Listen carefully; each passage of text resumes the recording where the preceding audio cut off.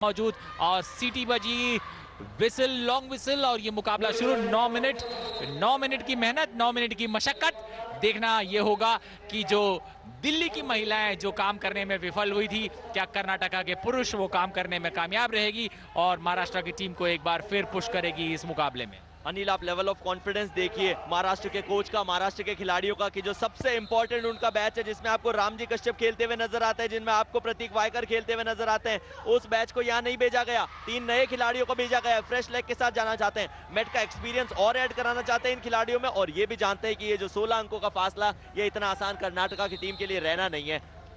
बिल्कुल, 3 खिलाड़ी bench strength से उठाकर एक तरह से बेंच को एक बार टेस्ट करने की कोशिश, क्योंकि महाराष्ट्र के कोच ये समझते हैं कि इस मुकाबले में फॉलो ऑन देने के बाद महाराष्ट्र पूरी तरह से इस मुकाबले पर महाराष्ट्र ने अपनी पकड़ मजबूत कर ली है और कर्नाटका की कोशिश यही होगी इस मुकाबले में किसी तरह से वापसी करने की। पहले खिलाड़ी आउट, यानी राहुल मंडल आउट हो चुके हैं और एक बार फिर डगआउट में जाते हुए कर्नाटका ने अपना खाता खोला। 2 अंक कर्नाटका के खाते में और खेल समाप्ति 1 मिनट 5 सेकंड की खेल की समाप्ति हो चुकी। मोहम्मद तसीन ने एक अच्छा असिस्ट किया था, अपने साथी खिलाड़ी को खो दिया, पोल डाइव करके वहां पॉइंट निकालने की कोशिश की थी। मोहम्मद तसीन अपने साथी खिलाड़ी को वापस एक बार खो दे देंगे और खो के चेन के सिलसिले में यहाँ मौका जरूर है। यदि आप कर्नाटका की टीम की बात करें तो सुदर्शन की तरफ से वो एफर्ट थोड़ा सा जाया चला गया और दौड़ लगाने के लिए अभी भी आपको महाराष्ट्र के सागर नजर आएंगे। पोल का इस्तेमाल करते हुए वो अपने प्रतिद्वंदी अक्षय मसल के ऊपर अटैक करने की कोशिश कर रहे हैं, लेकिन जो रफ्तार है कर्नाटका की टीम की, विशेषकर सुदर्शन की, वो इतनी ज्यादा तेज है नहीं जितनी महाराष्ट्र की थी। क्या एक तरह से देखें तो अब तक कोई हाथ नहीं लगता हुआ। यहाँ दूसरा सफलता महाराष्ट्र के हाथ। नंबर 10 के खिलाड़ी एक बार फिर डगआउट में जाते हुए, इसलिए इस तरह कर्नाटका को दूसरी सफलता। अभी भी नंबर 2 के सागर पोटदार मैदान में मैट में मौजूद और सागर पोटदार को आउट करना इतना आसान नहीं होगा। महाराष्ट्र के कोच शिरीन गोडबोले ने यहाँ बेंच स्ट्रेंथ को टेस्ट किया है इस मुकाबले में फॉलो ऑन देने के बाद, और कर्नाटका की कोशिश यही होगी कि ज्यादा से ज्यादा अंक बटोर सके। लेकिन अब तक हमने 2 मिनट से ज्यादा का खेल देखा है और अभी भी फासला महाराष्ट्र और कर्नाटका के बीच 12 अंकों का। दिनेश ने जाके तसीन को खो दिया है, तसीन ने आगे जाके वहां श्रीगंगा को, श्रीगंधा ने आगे जाके पोल डाई लगाने की कोशिश की गई है जर्सी नंबर 11 के शशि कुमार की तरफ से, लेकिन जिस रफ्तार के साथ में यहाँ आपको सागर मूव करते हुए नजर आएंगे, वो सेंट्रल लेन का इस्तेमाल बहुत अच्छे से करना चाहते हैं। रनिंग टच करने की कोशिश एक बार फिर थी, वहां महेश पी की सफलता उनको मिली नहीं। साथी खिलाड़ी शशि कुमार को वापस खो दिया, जर्सी नंबर 2 वेणुगोपाल को खो दिया गया और खेल के इस रफ्तार में गौतम के पास में वो मौका था। मोहम्मद तसीन सबसे इंपॉर्टेंट अटैकर ने अभी अपने टीम के लिए पॉइंट निकाला है। मैच से पहले बैच को बाहर की राह दिखा दी गई है। बिल्कुल, जिस अंदाज में महाराष्ट्र की टीम खेल रही है, कर्नाटका पूरी कोशिश करता हुआ मुकाबले में वापसी करने के लिए, लेकिन महाराष्ट्र के खिलाड़ी कोई विंडो या फिर कोई मौका नहीं दे रहे हैं इन खिलाड़ियों को वापस आने के लिए। और जैसे ही हम बात करते हैं, रामजी कश्यप को दूसरे बैच में कोच ने उतारा है। रामजी कश्यप नंबर 6 के खिलाड़ी, नंबर 14 में निहार दुबले और नंबर 13 में दिलराज सेंगर, 3 खिलाड़ी जो महाराष्ट्र ने उतारे हैं। एक बार फिर इसमें राइट कॉम्बिनेशन ऑफ अनुभवी खिलाड़ी और युवा खिलाड़ियों को उतारा है महाराष्ट्र के कोच ने। रामजी कश्यप या सबसे अनुभवी खिलाड़ी, बाकी दोनों खिलाड़ी बेंच स्ट्रेंथ से, दोनों ही खिलाड़ी बेंच से उठाकर उनको उतारा है, दिलराज सेंगर और निहार दुबले को। और दोनों ही खिलाड़ियों पर दारोमदार होगा कि वो रामजी के साथ मिलकर इस मुकाबले को खेले और ज्यादा से ज्यादा समय मैट पर बिता पाए।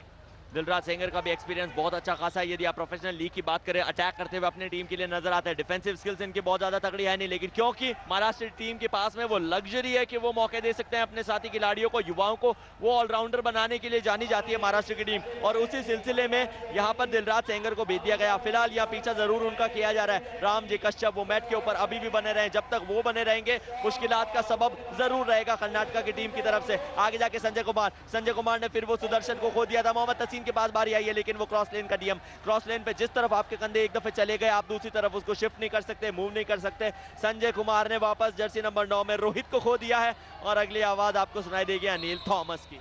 बिल्कुल, जिस तरह की कोशिश अब भी कर रहे हैं कर्नाटका की टीम, वो कोशिश या फिर वो मेहनत रंग नहीं लाती हुई मैट पर। और दोनों ही महाराष्ट्र के तीनों ही खिलाड़ी दूसरे बैच के आराम से इस मुकाबले में, इस मैट में जितना समय बिता सके उस समय का वो पूरा मजा उठाते हुए इस मुकाबले को एंजॉय करते हुए, क्योंकि महाराष्ट्र इस मुकाबले में अपर हैंड लेकर बैठी है। महाराष्ट्र ने फॉलो ऑन दिया है कर्नाटका की टीम को और उसका पूरा मजा खिलाड़ी, दर्शक और मेरे हिसाब से हर कोई जो इस मुकाबले को विश्व भर में देख रहा है वो उठाता हुआ। दिलराज सिंगर अब थोड़े से थक से गए थे, रनिंग टच कर दिया वहां पर मोहम्मद तसीन ने और एक और शिकार बना लिया। इस टर्न में ये मोहम्मद तसीन का दूसरा शिकार है। यदि स्कोर की बात करें तो कर्नाटका का स्कोर इस टर्न के अंदर 8 हो चुका है। खेल अभी 3 मिनट 53 सेकंड का खेला जाना और बाकी है। मोहम्मद तसीन पिछले टर्न में हमने देखा था बहुत ज्यादा इन्होंने एफर्ट किए नहीं थे, सेंट्रल लेन का पांव उन्होंने जरूर लगाया, लेकिन जब पांव वहां से बाहर आया फिर रनिंग टच किया गया। इसी के चलते ऑफिशियल्स ने नकारा नहीं, एक्सेप्ट कर लिया। रफ्तार दिखाने की कोशिश, स्काई डाइव का प्रयास जरूर आया था वहां कर्नाटका की तरफ से शशि कुमार का, सफलता उनको मिली नहीं है। अभी भी 2 खिलाड़ी मैट के ऊपर मौजूद है,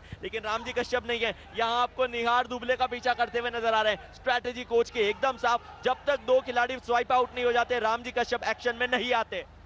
बिल्कुल, और मैं कहूंगा यही गलती है हर टीम कर रहा है एक बार फिर ये गलती, क्योंकि रामजी कश्यप को जितनी देर आप फ्री स्पेस देते हैं मैट पर, मेरे हिसाब से जब तक रामजी कश्यप यहाँ इस पूरे हाफ को वो कंट्रोल कर रहे हैं, इस बैच को वो कंट्रोल कर रहे हैं, और पूरा कर्नाटका का फोकस दूसरे खिलाड़ी को आउट करने की।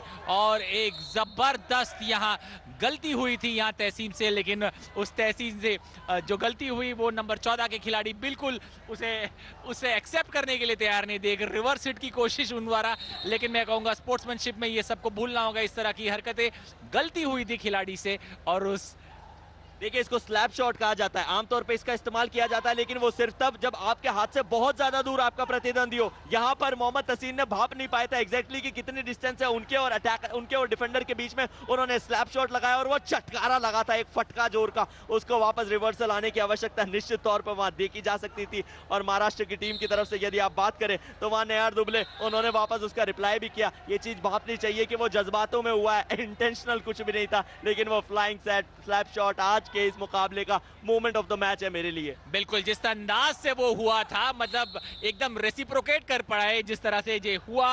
निहार दुबले ने बिल्कुल वही मोहम्मद तहसीन को उसे रिटर्न करने की कोशिश थी, लेकिन हीट ऑफ द मोमेंट कहा जाए, sportsman spirit at the end of the day बहुत महत्वपूर्ण होता है इस तरह के खेल में, या फिर हर खेल में स्पोर्ट्समैनशिप की एक अलग भूमिका होती है। और मैं कहूंगा चीफ अंपायर जो थे M.K. नायर, उन्होंने फट से स्टेप इन किया और उस मुकाबले को संभाला और दोनों ही खिलाड़ियों को आराम से इस मुकाबले को खेलने की राह दी। और दोनों ही खिलाड़ी उसे समझकर वहां छोड़ दिए, इस मौके को छोड़ दिए। लेकिन एक बार फिर अभी नंबर 6 रामजी कश्यप मैदान में मौजूद, मैट पे मौजूद, और कर्नाटका की हर कोशिश के बावजूद उनके हाथ ये सफलता नहीं लगता हुआ।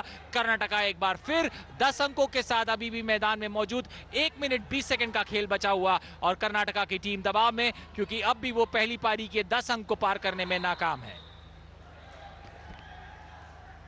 ऑफिशियल्स ने उस जो एफर्ट था उसको नकारने की कोशिश जरूर की है, क्रॉस लेन का इस्तेमाल करते हुए। अभी आपको पीछा करते हुए नजर आ रहे हैं जर्सी नंबर 6 रामजी कश्यप का। सबसे इंपॉर्टेंट ये खिलाड़ी है, ये देखिए फिर दिशा बदलने की कोशिश की है, लेकिन यहां दशा बदल दी। एफर्ट अच्छा था डिफेंडर, माफ कीजिएगा वो अटैकर वेणुगोपाल का, और अपनी टीम के लिए 2 और अंकों का इजाफा कर दिया। अब यहां से यदि गणित बिठाई जाए तो कम से कम 3 शिकार बनाने होंगे, कम से कम लीड चाहेगी 3 यानी कि 6 अंकों की, वरना कर्नाटका की टीम इस मुकाबले से बाहर आ जाएगी। एक चौथी टर्न ऑल खेली जानी बाकी है, तो आप कम से कम ये चाहेंगे एक टारगेट दिया जाए वहां प्रतिद्वंदी को। टारगेट यदि नहीं दिया जाता तो मान लीजिए कि कर्नाटका की टीम जो है वो मुकाबले से बाहर हो जाएगी। स्काई डाइव लगाने का प्रयास, प्रतीक वायकड़ के सामने वो एफर्ट काम नहीं आया। प्रतीक वायकड़ बनाम मोहम्मद तसीन, ये वो बैटल थी जो मैं देखना चाहता था, लेकिन तसीम साहब ने वहां गिव अप कर दिया। बिल्कुल, अभी भी 24 सेकंड का खेल बचा हुआ। महाराष्ट्र की कोशिश, कर्नाटका की कोशिश इस मुकाबले में वापसी करने की। 26 अंक महाराष्ट्र के पास, 22 अंक कर्नाटका के पास। 3 और खिलाड़ियों को आउट करना होगा, लेकिन मेरे हिसाब से संभव दिखता नहीं। जो तजुर्बा महाराष्ट्र ने यहाँ मैदान में उतारा है, नंबर 11 प्रतीक वायकड़, नंबर 12 लक्ष्मण गवस जो मौजूद है मैदान में, वो आपको कोई मौका नहीं देंगे। उसके साथ साथ नंबर 8 सुवश जहां मैदान में मौजूद, और ये लॉन्ग हूटर, और कर्नाटका को इसी स्कोर से संतुष्ट रहना पड़ेगा। कर्नाटका के लिए काबिले तारीफ बात यह है